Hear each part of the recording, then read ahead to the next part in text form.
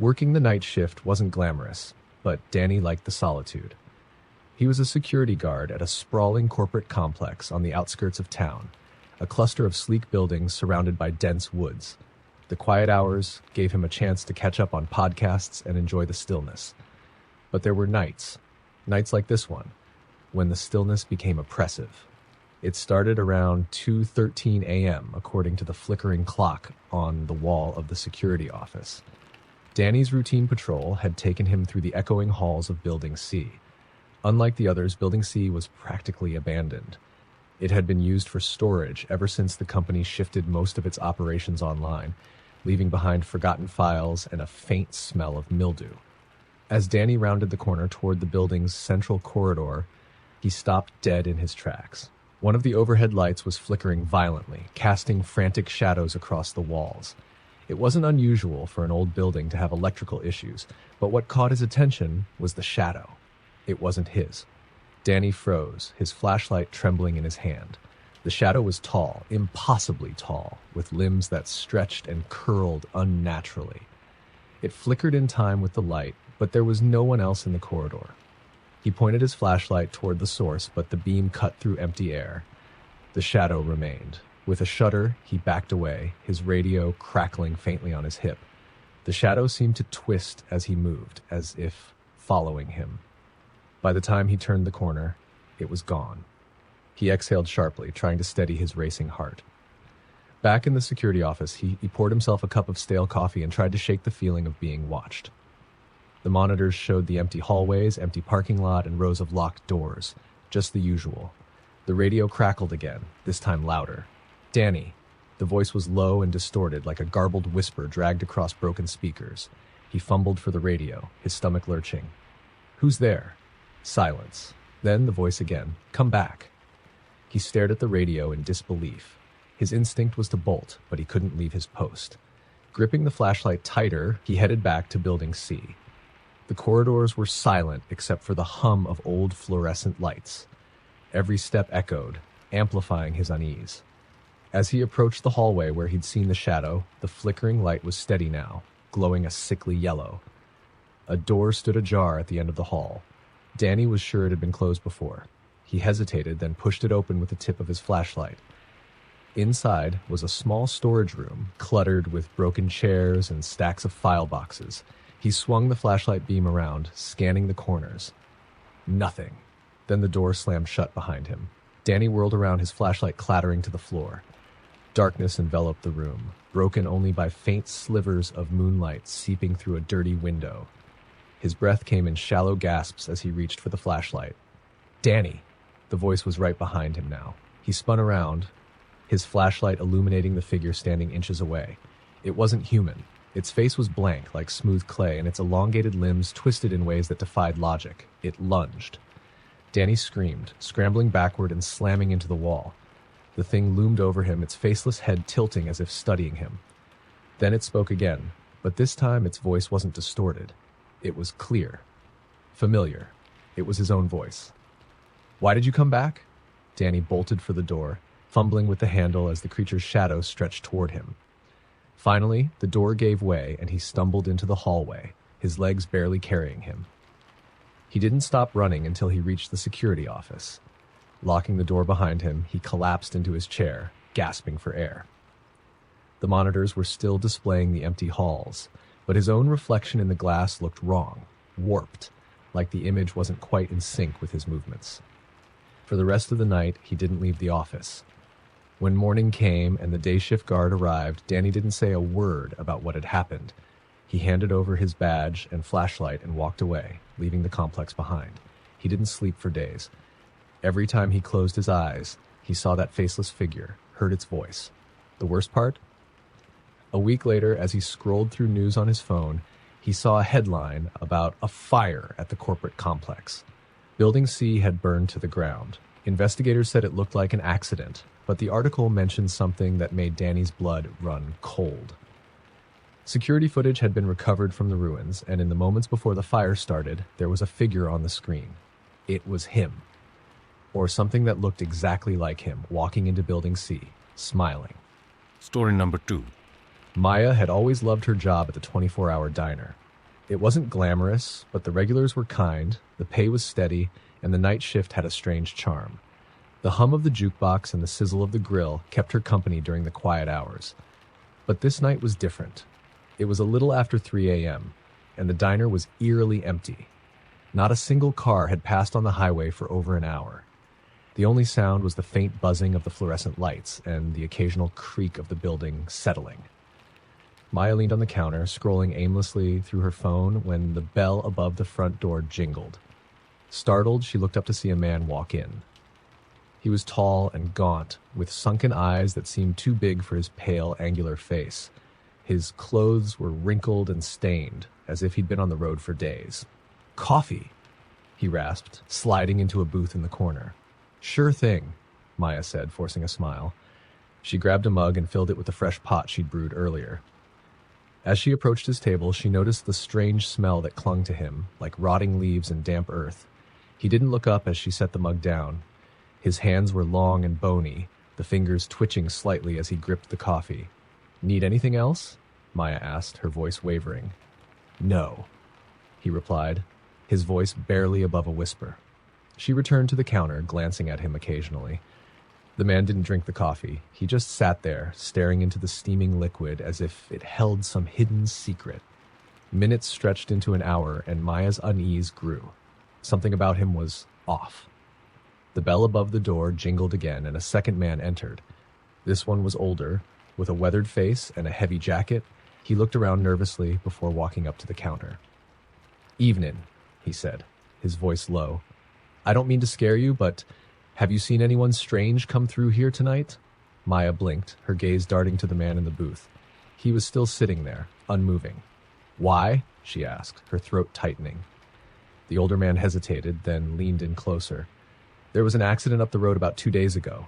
A car went off the cliff. Bad crash, they found the wreckage, but the driver, they didn't find him. Said he must have wandered off. But the thing is," he trailed off, glancing over his shoulder. "What?" Maya pressed, her voice barely a whisper. "They don't think he survived," the man said. "The way the car was crushed, no one could have walked away from that." Maya felt a chill crawl up her spine. She glanced at the man in the booth again, but this time he was staring directly at her. His sunken eyes locked onto hers, unblinking. "He came in about an hour ago," she said, her voice trembling. The older man's face went pale. "He's still here?" Before Maya could answer, the lights in the diner flickered. The hum of the jukebox stuttered and died, leaving the room in an oppressive silence. The man in the booth stood up slowly, his movements unnatural like a puppet on strings. He turned toward Maya and the older man, his mouth stretching into a grin that was too wide for his face. "You shouldn't have told him," the man rasped, his voice echoing strangely. The older man grabbed Maya's arm. "We need to go. Now." Maya didn't argue. The two of them bolted for the door, but the man from the booth was faster. He was suddenly there, blocking their path, his gaunt face inches from Maya's. "You can't leave," he hissed, his breath cold against her skin. The lights flickered again, and when they came back on, the man was gone. The diner was empty, the habits silent except for Maya's ragged breathing. She and the older man ran outside, but the parking lot was empty. No car, no sign of the strange man. Maya never worked the night shift again. The diner closed a week later, after employees kept reporting strange occurrences, phantom footsteps, mugs shattering on their own, and the faint smell of rotting leaves lingering in the air. But the worst part? Late at night, passing drivers would sometimes see a gaunt man sitting in the diner's window, staring out at the highway with a too-wide grin. Story number 3. Jacob was a new janitor at the Ridgewood Care Facility, a crumbling, underfunded nursing home at the edge of town. He'd been warned about the night shift. The older staff didn't like talking about it, but their sidelong glances and hushed whispers were enough to make his skin crawl. Still, Jacob didn't believe in ghost stories. It was an easy paycheck, and the silence of the night made his job straightforward. Around 1:45 a.m., while mopping the long, sterile hallway near the west wing, Jacob heard it for the first time, a faint humming. It sounded like a woman, soft and lilting, coming from one of the rooms. He stopped, his mop dripping onto the linoleum. The west wing was closed off, its patients moved months ago due to plumbing issues. All the doors were locked, the rooms empty. "Hello," he called out, his voice shaky. The humming stopped. He walked cautiously down the hallway, his footsteps echoing. When he reached the door at the end, room 217, he found it slightly ajar. The air around it was colder, and a faint, musty smell wafted out. Taking a deep breath, Jacob pushed the door open. The room was dark, lit only by the faint glow of a flickering exit sign in the hallway. It was empty, just as he expected, except for a lone wheelchair sitting by the window. That's when he noticed it. The wheelchair was moving. It rolled forward an inch, then stopped, its wheels creaking softly. Jacob froze, gripping the mop handle like a lifeline. "Is someone there?" he whispered.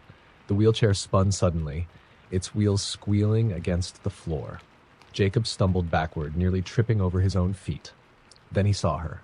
A frail woman stood in the corner, her face obscured by long, stringy white hair. Her hospital gown was tattered and stained, and her bare feet left wet prints on the floor. "Help me," she whispered, her voice cracking like dry leaves. Jacob's heart pounded as he backed toward the door. I can get someone to..." Before he could finish, she looked up. Her face was hollow, her eyes sunk in black pits. She opened her mouth to speak again, but no sound came out, just a guttural, wheezing gasp. Her body twitched unnaturally as she began to shuffle toward him. Jacob bolted, leaving the mop behind. He sprinted down the hallway, his breath ragged. He didn't stop until he reached the break room, slamming the door shut and locking it behind him. He sat in the corner, trying to convince himself it wasn't real, that his mind was playing tricks on him. Then came the knock. Soft, deliberate, on the break room door. Jacob's blood turned to ice. He hadn't seen anyone else on duty tonight, and no one had keys to the West Wing but him. The knock came again, louder this time. "Jacob." His name was drawn out, the voice low and raspy. It wasn't the woman's voice, it was deeper, almost inhuman. He pressed himself against the wall, clutching his chest as the doorknob began to rattle. The rattling stopped. For a moment there was only silence. Then he heard it, the humming, just outside the door. Jacob didn't wait to find out what would happen next. He climbed out through the break room window, cutting his hands on the shards of glass. He ran across the parking lot, never looking back. The next morning, the day staff found the break room in disarray. Chairs overturned, the table broken, and blood smeared on the windowsill.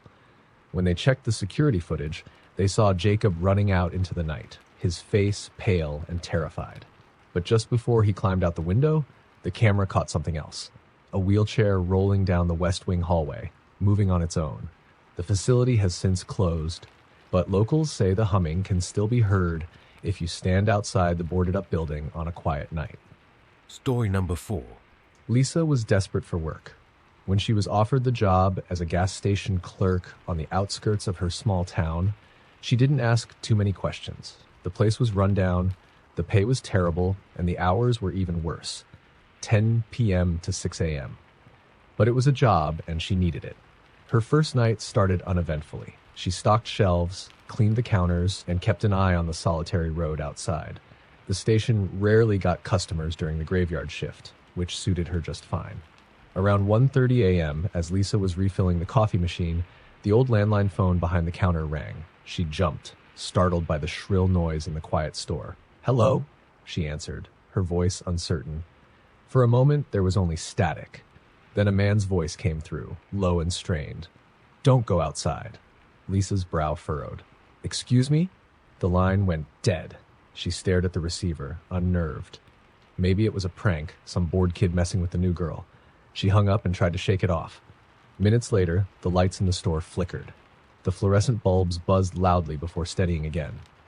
Lisa glanced out the window. The gas station was surrounded by darkness. The nearest streetlight was a good 50 yards away, and it barely worked. That's when she saw it. A figure stood at the edge of the parking lot, just beyond the reach of the dim light. It was tall and unnaturally thin, its arms hanging at odd angles. It didn't move, didn't shift. It just stood there, watching. Lisa's stomach knotted. She told herself it was just her imagination, a trick of the light. Still, she locked the doors, her hands trembling. Hours passed. The figure didn't leave. It stayed rooted in the same spot, a black silhouette against the faint glow of the streetlight. At 3:12 a.m., the phone rang again. Lisa hesitated before picking up. "Hello?" she said, her voice cracking. This time, the voice on the other end was frantic. "Did you lock the doors?" Lisa's grip tightened on the receiver. "Who is this?" "Listen to me," the voice pleaded. "No matter what you hear, no matter what you see, do not open the door." The line went dead again. Lisa slammed the phone down, her heart racing. She looked back outside. The figure was gone. Relief flooded her chest, but it was short-lived. A sharp knock sounded at the glass door. She turned slowly. A man stood outside, his face hidden by the shadow of a hood. He tapped the glass again, more insistently this time. "Hey, you open?" he called out, his voice muffled. Lisa's instincts screamed at her to stay put, but her rational mind argued otherwise. Maybe he was just a late-night traveler, someone who needed directions or gas. I can't let anyone in right now," she said through the glass. The man tilted his head as if confused. Then he leaned closer, pressing his face to the door. His eyes were wrong. They were too wide, the whites bulging as if they were about to spill out of their sockets. His mouth curled into a grotesque grin, showing teeth that were jagged and uneven, more like shards of glass than human teeth. "You sure about that?" he asked, his voice now low and guttural. Lisa stumbled backward, grabbing the phone. Her fingers shook as she dialed 911. The operator picked up, but before Lisa could speak, the line was filled with static. Then, through the crackling noise, she heard a voice. It was her own voice. "Don't go outside," it said. The phone slipped from her hand, clattering to the floor. The man outside was gone. For the next 2 hours, Lisa sat behind the counter, clutching a wrench she'd found in the maintenance closet. The store remained eerily silent, the lights flickering occasionally. At 5:45 a.m., the first rays of dawn began to creep over the horizon. She finally felt brave enough to step outside. The parking lot was empty, the figure and the man both gone. But as she approached her car, she noticed something that made her blood run cold. Scratched into the driver's side door in jagged, uneven letters were the words, "See you tomorrow." Lisa quit the job that day, but she never stopped looking over her shoulder. The figure never returned, at least not where she could see it. Story number 5. Elliot worked as an overnight delivery driver. He'd always enjoyed the quiet roads and the time alone to think. One night, his route took him through Ash Hollow, a desolate stretch of road surrounded by miles of dense forest. The place had a reputation for being haunted, but Elliot didn't believe in such things. His truck rumbled along the cracked asphalt, headlights cutting through the inky darkness. The hum of the engine was his only companion. Around 2:30 a.m., he noticed something strange, a figure standing by the side of the road, illuminated in the beam of his headlights. It was a woman in a tattered white dress, her long, dark hair hanging in tangled strands over her face. She didn't move, didn't flag him down.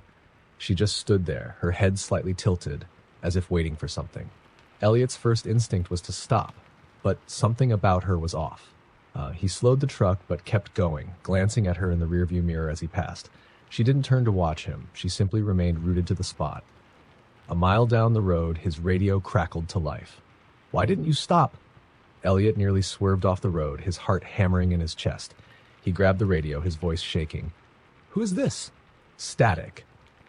He shook his head, trying to calm his nerves.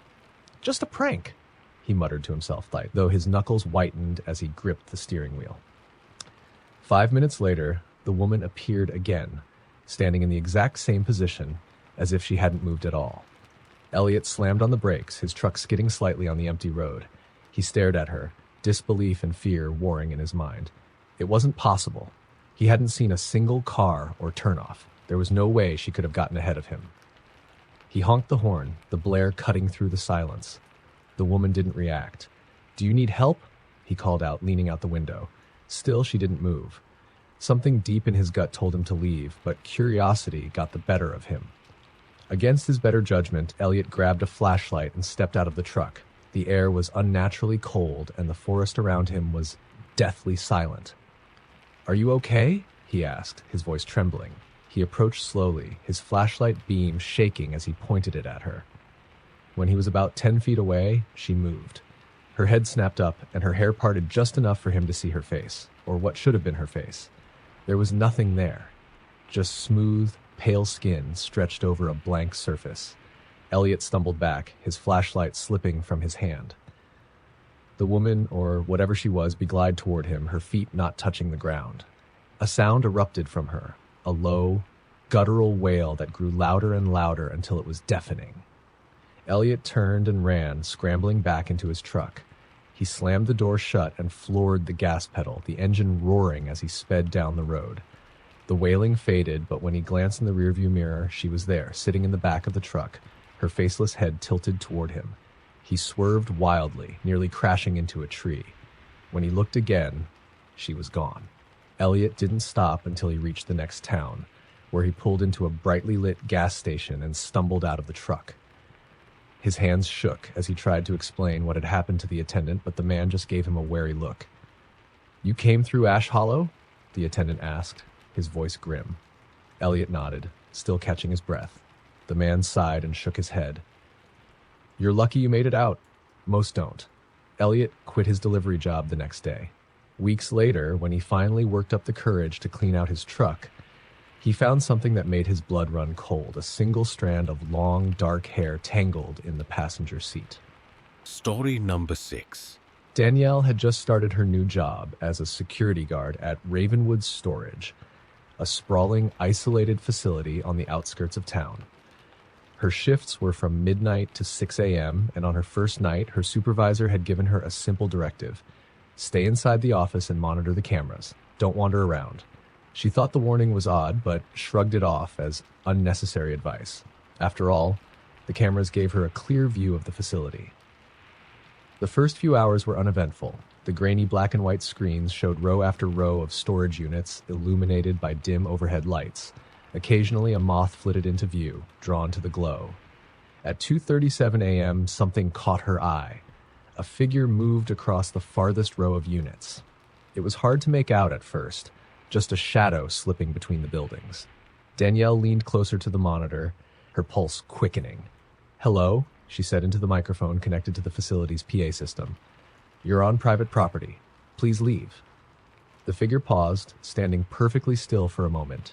Then it slowly turned and looked directly at the camera. Danielle's stomach twisted. The figure was tall, impossibly thin, and its face didn't look human. It was distorted, the features stretched and blurred, as if the camera couldn't quite capture it. Before she could react, the monitor flickered. The figure was gone. Danielle scanned the other feeds, her hands trembling. The rows of storage units were empty. She tried to tell herself it was just a trick of the light, maybe a glitch in the system. Then came the noise. A slow, deliberate banging echoed through the office walls. It was coming from the main door. Danielle froze. No one was supposed to be here. The door was locked, and the facility was surrounded by a high chain-link fence. The banging grew louder, more insistent. She grabbed her flashlight and hesitantly approached the door. "Who's there?" she called out. No answer. The banging stopped. Danielle's breath came in shallow gasps as she peered through the peephole. The hallway outside was empty. Shaking her head, she stepped back, muttering, "It's just my imagination." The monitors flickered again, and this time every screen showed the same thing: the figure standing in front of a different storage unit on each feed. Its head twitched unnaturally, jerking from side to side. Danielle's blood ran cold. There was no way it could be in all those places at once. Suddenly, the lights in the office flickered, and the room plunged into darkness. The hum of the monitors died, leaving her in complete silence. Fumbling with her flashlight, Danielle managed to turn it on just as the sound of footsteps echoed from the hallway. Slow, deliberate footsteps getting closer. She backed away, her flashlight beam trembling as it illuminated the darkened room. "Stay away!" she shouted, her voice cracking. The footsteps stopped. For a moment, there was only silence. Then, from behind her, a low, guttural whisper. "You shouldn't have looked." Danielle whipped around, the flashlight sweeping the empty space. There was no one there. She bolted out of the office, running blindly down the rows of storage units. Her breath came in ragged gasps as she stumbled through the darkness, the flashlight casting long, dancing shadows. The whispers followed her, growing louder, overlapping, until they became an incoherent cacophony. Finally, she reached the gate. Fumbling with the keypad, she punched in the code, her hands shaking so badly she had to try 3 times before it worked. The gate groaned open, and Danielle didn't look back as she sprinted to her car. She locked the doors, started the engine, and sped away, the storage facility disappearing in her rearview mirror. The next morning, when her supervisor called to ask why she had left her post, Danielle tried to explain what had happened. "There's no way anyone got in," he said dismissively. "The cameras didn't pick up a thing all night." Danielle didn't argue. She didn't tell him about the strand of long, wiry hair she found tangled in her flashlight when she got home. She never went back to Ravenwood Storage, but every so often she dreamed of the figure, its distorted face staring directly at her, whispering things she couldn't quite understand. And in those dreams, it was always closer than before. Story number 7. Samira was a nurse working the night shift at St. James Hospital, a sprawling century-old building known among staff for its eerie history. It had been a tuberculosis sanatorium in the early 1900s, and many of the original wings were now sealed off. Samira had heard stories, shadows seen in empty corridors, faint voices in locked rooms, but she didn't believe in ghosts. She chalked it up to overactive imaginations and exhaustion. One night, around 3 a.m., the hospital was unusually quiet. Samira was sitting at the nurse's station on the 6th floor, charting notes. The floor only had 2 patients, both elderly and sedated. That's when she heard the elevator ding. Her head snapped up. The elevator doors opened at the far end of the hallway, but no one stepped out. The doors stayed open for a long moment before sliding shut again. Samira frowned. Maybe someone had pressed the button by accident. Shrugging it off, she went back to her charts. A few minutes later, she heard it again. The ding echoed through the hall, and the elevator doors opened once more. This time, she stood up and peered down the corridor. The elevator was empty. Her unease grew as the doors closed. The 6th floor was restricted after visiting hours, and only staff had access. She walked to the elevator, pressing the button to send it back down. The display above the doors showed the elevator descending. Relieved, she turned to head back to her desk, but froze. There, at the end of the hallway, stood a figure. It was a man, tall and thin, wearing a hospital gown. His head was tilted at an unnatural angle, and his eyes gleamed faintly in the dim light. "Sir?" Samira called out, her voice trembling. "You're not supposed to be here. Let me help you back to your room." The man didn't respond. He just stood there, staring at her. Samira took a cautious step forward, but as soon as she moved, the man turned and disappeared into one of the patient rooms. Her stomach dropped. The only occupied rooms were behind her. Summoning her courage, she hurried down the hallway to the room where the man had entered. The door was slightly ajar. She pushed it open, her heart pounding. The room was empty. The bed was neatly made, the monitors silent. There was no sign of anyone. A faint whisper sent chills down her spine. It sounded like someone saying her name, soft and drawn out. "Samira." She spun around, her breath hitching. The hallway was empty. Before she could process what had happened, the elevator dinged again. This time, she didn't approach it. She stayed frozen, her back pressed against the wall, watching as the doors slid open. The elevator was empty, but the temperature in the hallway plummeted. Her breath came out in visible puffs. The lights flickered, and for a split second, she saw him again. The man in the hospital gown, standing inside the elevator. His face was closer this time, pressed against the glass panel. His eyes were hollow, his mouth hanging open in a silent scream. The light stabilized, and he was gone. Samira didn't wait to see what would happen next. She grabbed her things and bolted down the stairs, leaving the 6th floor behind. The next morning, when she reported what had happened to the day shift staff, they exchanged uneasy glances. "That's not the first time someone's seen him," one nurse admitted. "We think it's one of the patients from the old TB ward. They say he died waiting for the elevator to take him to surgery. He never made it." Samira requested a transfer to the day shift. She still works at St. James, but she avoids the 6th floor at night. Because every now and then, when she passes the elevator, she hears a faint ding and feels a cold presence watching her from the shadows. Story number 8. Raymond was the janitor at a small office building downtown, working the graveyard shift when the place was empty. He liked the solitude, the quiet hum of fluorescent lights, and the way the city outside seemed to sleep. The building was old, with creaky floors and a basement that always gave him the creeps. It wasn't unusual for him to hear strange noises, pipes groaning, wind rattling the windows. But this night felt different. At around 1 a.m., while mopping the 3rd floor hallway, Raymond heard it, a faint laugh. He froze, his grip tightening on the mop handle. The laugh was soft and high-pitched, like a child's giggle. But there weren't any children in the building. It was locked down for the night, and the nearest tenant was a law firm with no reason to be here after hours. "Hello?" Raymond called out, his voice echoing down the hall. Silence. He shrugged it off, telling himself it was just his imagination, maybe a noise from the street below. But as he turned back to his work, something caught his eye. A shadow darting into one of the offices at the end of the hall. "Hey!" he shouted, his heart pounding. He dropped the mop and walked toward the office, pulling out his key ring. His hands shook as he unlocked the door. The office was empty. Raymond exhaled, trying to calm his nerves. Maybe it had been a trick of the light. He turned to leave, but then he noticed something that made his blood run cold. On the desk, in the thin layer of dust, were tiny footprints. Bare footprints, like those of a child. He backed out of the room, his chest tightening. He told himself to finish the job quickly and leave. But as he returned to the hallway, he heard it again. The giggle, louder this time, coming from the stairwell. Raymond didn't want to follow the sound, but something compelled him to. Grabbing his flashlight, he crept toward the stairs. The beam of light revealed nothing unusual, just the same cracked tiles and peeling paint he saw every night. But as he descended to the second floor, the air grew colder. His breath became visible in the frigid air, and the laughter echoed again, this time from below. "Who's there?" he demanded, his voice shaking. No response. He continued down to the first floor, shining his flashlight into every corner. When he reached the lobby, he stopped dead. There, in the middle of the floor, was a small red ball. It wasn't there before. He was sure of it. As he stared at the ball, it began to roll, slowly, deliberately, toward the elevator. Raymond's hands shook as he followed it.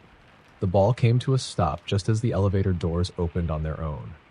The elevator was empty, but the inside was freezing cold, and the small overhead light flickered. Then he saw it. Faint handprints smudged against the mirrored walls, as if a child had been pressing their palms against the glass. The laughter rang out again, louder now, and Raymond stumbled back, nearly dropping his flashlight. The elevator doors closed, and the sound of it ascending echoed through the shaft. But he hadn't pressed the button. Raymond bolted for the stairs, climbing up to the third floor to grab his things. But when he reached the janitor's closet, his keys were gone. And then, from the hallway behind him came the unmistakable sound of bare feet slapping against the tile. He spun around, his flashlight beam shaking. A little girl stood there, wearing a tattered dress and holding a red ball. Her head was tilted to one side, and her face was pale and sunken, as if she hadn't been alive in a very long time.